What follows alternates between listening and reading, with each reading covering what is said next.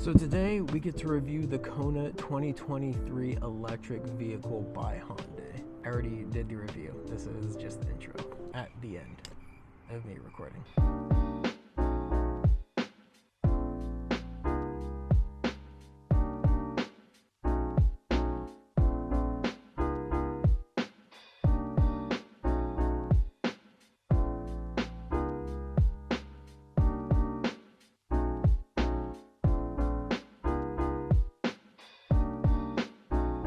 Hey guys, welcome back to the channel. Today we have a pretty cool opportunity. We're checking out the Kona 2023 electric vehicle by Hyundai. Hashtag not sponsored, hashtag our other vehicle broke down, and hashtag they gave us this one in the meantime. And I thought, hey, what a great opportunity to review an electric vehicle. So far I've been driving this around the Inland Empire, and honestly I gotta say, it's a lot of fun to drive. But before we get to the outside of the car, because outside of the car, you spend most of your time inside of the car, let's check out the inside of the car first. So obviously this is the steering wheel. Not a huge fan of whatever material they used for this. It does have a heated steering wheel, so I'm assuming that's one of the reasons they use this. But even on my normal daily driver, I have like one of those like wrap that go around it just to give me a little bit more grip. I don't know how well that's gonna work with the heater, if it will come through. I actually haven't tried the heater itself.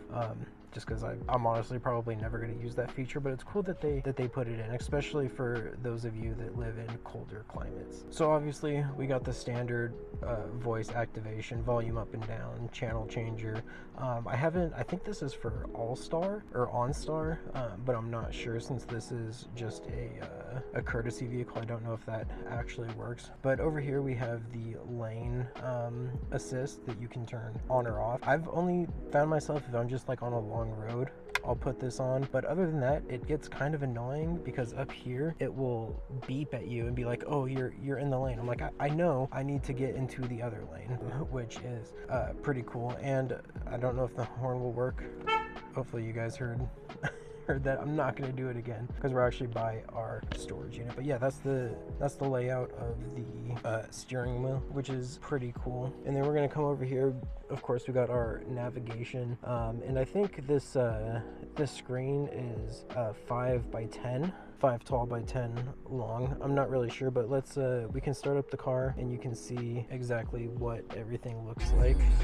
But you have a nice cool little dashboard, as you can see right here. And if you switch down over here, you can see the different drive modes, and they have kind of cool animations for when you switch to normal, sport, and eco. And I kind of like how it goes from like light to there might be blue lights behind you too. Oh yeah, there's definitely cops behind you. And then this over here is the touchscreen. This is fully touchscreen, so you can move back and forth, media, blue link, notifications, and then you can come over here and you can actually check your EV, how much charge you have left. Of course, the time, the date as of recording this is May 4th. Charge management, we can go and find the closest charger if we wanted to, and then we can come over to settings, and then utility mode, winter mode, warning, range, because this is my first time actually driving an electric vehicle, and range anxiety is definitely a thing, even though I know it's kind of illogical to have that range anxiety, because I can just go and find you know, the place to charge the car. It's not that difficult. But we have the map over here. Oh, I guess the star is for custom navigation, so you could set up your blue link, quiet mode, radar, and then of course you have the sync and everything. This is a pretty cool, just a little touch screen. You have a nice little navigation, climate, valet, quiet mode, all the stuff that you would normally get in your vehicle, but now it's in a touchscreen. And then if we come down here, we have all of our climate controls, driver only, climate, heat on the front, heat in the rear. The only thing that I kind of didn't really like, or I would have liked to see more up here, is the climate controls down here, or at least on like one side, because this will control heat, cool, heat, but then you turn this up and this is the power. I don't know if you guys can hear that, but it definitely gives you more power. And then right here we have a little push down pop-up thing with, I'm actually a little bit disappointed that it only has one USB plug in there. And then we have an NFIC switch in here. I don't know if we can, nah, I'll just leave that right there for now, but kind of disappointed that there's only one USB at least up top, because this entire console right here, there's actually storage up and underneath, and you have two 12-volt batteries right here. But like, I guess this would be a good place to like keep your wallet, your purse, if you didn't want it out in the open. But I wish we got more than one USB plug over here. And then this is how you control your gear. So right now we're in park, and it's just one little tap puts you in park, puts you in neutral, puts you in drive, puts you in reverse. And then obviously if we go and throw ourselves into reverse, we have the backup camera right there with it will tell you like where you're turning, which I really like. So we'll go ahead throw that back in park. And then right here we have our driver mode, so we switch from sport and all of that, the heated steering wheel, of course. And then it has heated and cooling seats, which is nice, especially if you're like me and you get hot and cold all at the same time, and you can easily switch between them. And then we can go ahead and look up here, and we have our, of course, sunglasses holder. What car doesn't have a sunglasses holder? And then we have the ability to change our sunroof, put it up, put it down. The only thing I wish the sunroof had is you actually have to grab the sunroof part and move it. Out of the whole electric vehicle, you would think that this part would be like easy to make electric, but I guess they just, you know, they didn't probably want to put an extra motor in there. And right here, of course, you have your control left and right mirrors right here. Make them go up, make them go down, make sure you can see. Window lock, car lock, unlock, front of the car up and down, back of the car up and down. Pretty standard. And one thing that's kind of interesting on here is you can have the windshield wipers be on automatic, so you don't have to, you know, worry about, you know, if you need your windshields going off. And you can see it right here. It will tell you how fast you are actually going. And then of course they got the one little tiny cup holder that they recommend not to use as a cup holder, but you know darn well you're using it as a cup holder. And then as you can see, it comes with some pretty dark tinted windows. One of the bigger complaints that I have about this car is the back seat. Like this is almost as much room as I have in my Hyundai Veloster. Like maybe a little bit more room, but there's hardly any room back here. You could move these chairs up, but you're not getting that much more room. And then of course you got this middle part, comes down, gives you two all decently sized cup holders. I don't think you're gonna fit a Mega Gulp or something like that in those, or in the ones in the front. And then they do have one more USB charging port right here.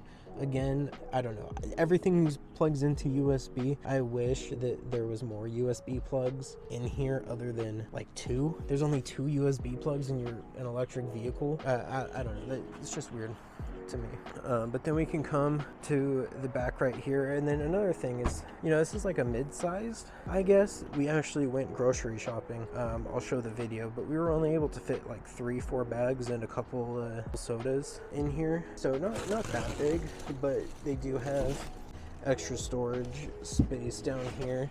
And then I guess it comes with a little vacuum, you know, tire iron, air compressor, and all of that, which is cool and should come on pretty much standard. And then this is the what is it, the little gate thing that you can put groceries and stuff in. And then unlike Teslas, you actually don't get a front trunk. You just get all, you know, majority of the normal stuff you would find in a gas powered vehicle. With how small it is, I'm surprised they didn't try to go with the Tesla like feel, where they have a tiny trunk in the front and, you know, a slightly bigger trunk in the back. I think that would have helped with the amount of space that you're actually getting in this vehicle. But on the outside, the vehicle looks, you know, pretty nice. Oh, here they got the EV charger right here.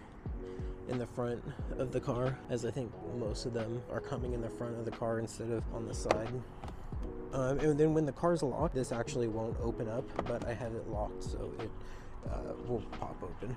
It's a pretty nice car. I've honestly been having a lot of fun driving it around town. It's got a lot of giddy up and go, as any electric vehicle ought to have. Oh, but I also forgot, it has electric, only on the driver's side, it has electric like seat controls, which why not? If it's an electric vehicle, it should be on every single one. Like, are you really saving $300? Like, only the pilot gets the cool stuff, okay?